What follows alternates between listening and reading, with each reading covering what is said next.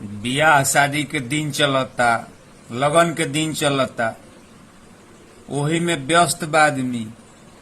Video बनावे के time नहीं खे लागत।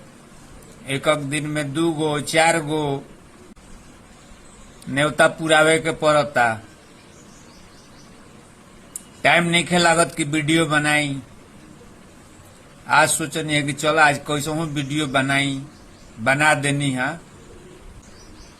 आज हो सांझ के जाए के बा बियाह में।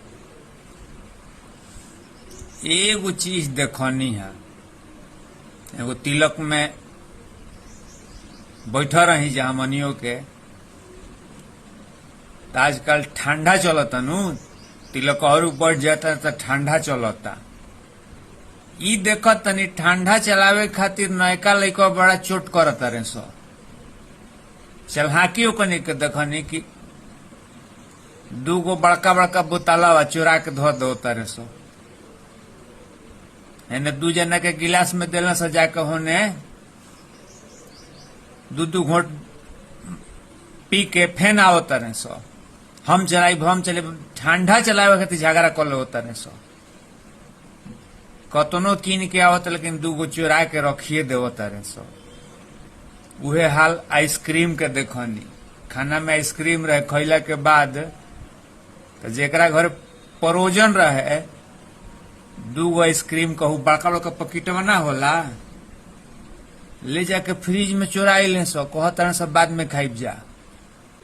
2 गो पर बेसी चोट करता रहे सो, आइसक्रीम चलावे पर और ठंडा चलावे पर।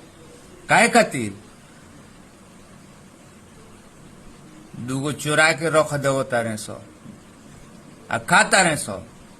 अच्छा कतनो हम इहो मिलनी है, कतनो बड़ घर बा, ई कमवा सभे करता। ठंडा होता तो चुरा के रख देवता, आइसक्रीम आवता तो चुरा के धर देवता, का तो बाद में खाइब जा। हम चीज मिलावत तानी। खर जाए तो ओकरा से का मतलब बा। ठंडा पियो लोग 1 गिलास, लेकिन बेसी भेंटत बा ना।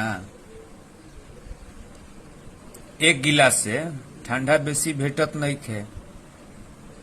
परोजन के दिन चलत, आदमी का कहत नहीं घरे आवे के टाइम नहीं खे लागत। को बजे आवत, रात के 2 बजे 4 बजे। यही चलते थोड़ा सा व्यस्तता बढ़ गई बा।